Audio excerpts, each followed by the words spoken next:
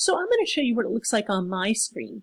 The first thing that I did after I downloaded the form was I listed 10 things that had happened to me or that happened in my life.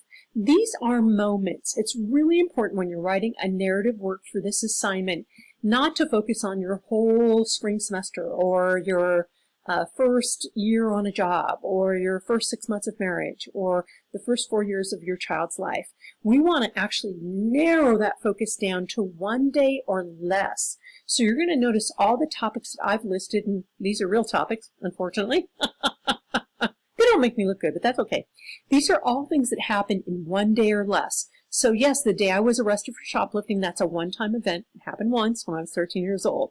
Yeah, I told the principal off and walked out of high school and never came back. I was 16 years old. So with each of these topics, I put kind of what just what I'm summarizing it. These are not titles I would use on a paragraph or essay, but I'm just summarizing what was that thing that happened. And I've had students write on all sorts of interesting things. I've had students write on a sports injury or a car accident or the day they were went up and their mother got remarried and they got to walk up and all that kind of cool stuff. So we do want all the topics that you're brainstorming to be 1 day or less. So stay away from those giant autobiographical tales of all the things that have ever happened to you. We want to actually scale this down. And what it does is it actually allows you to really get into detail.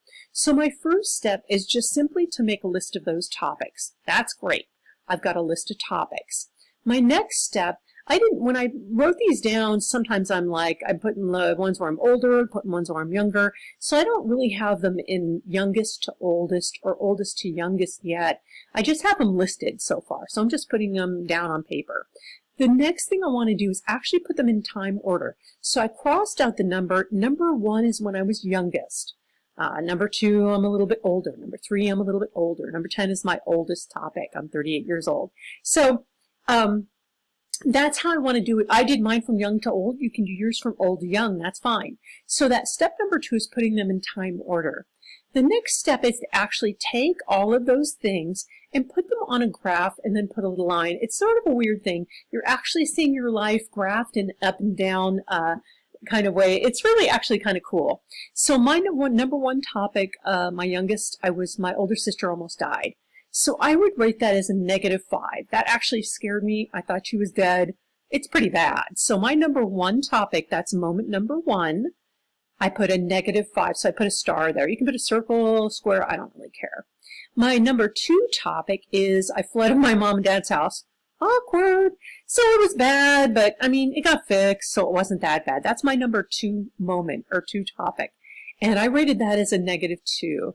My number 3 is when I was arrested for shoplifting. I actually didn't get charged, so I'm pretty glad about that. That's my number 3 topic or moment, and I put that as a -3. So you can see I'm working my way from 1 through 10. Each of those is matched up with 1, 2, 3, 4, 5, 6, 7, 8, 9, 10.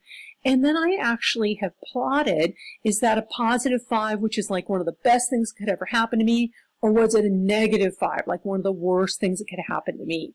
The positive ones I think that I've listed there, number 8 and number 9, I got accepted to graduate school. Number 9, I got I think it was my master's. So those were like really positive moments. So they're way up at the top.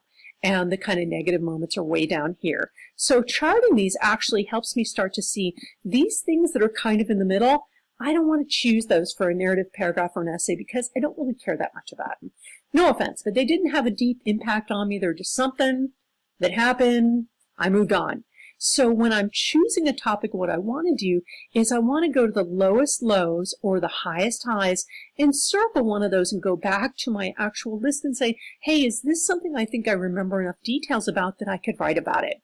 So in my case, I actually went ahead and grabbed the one where I said my sister almost died, and that's a -5. You can choose a positive one, and don't worry that, oh, if I write about something negative, I won't get a good grade. This is not about making your teacher happy or sad. I'm a very objective instructor.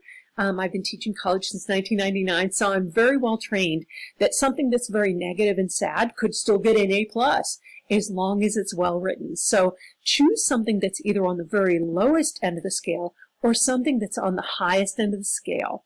So just wanted to show you this technique. It's actually one I've used in the classrooms very successfully for years. Because we're online, I don't really have a way to do it. I was going to set up a discussion board, but I feel like people would be maybe feeling like those are pretty private topics, so I decided not to.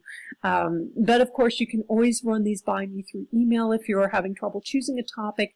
We do have a discussion board where you get to actually list the topic that you've chosen, and you actually get to put in a very rough 4-sentence outline. So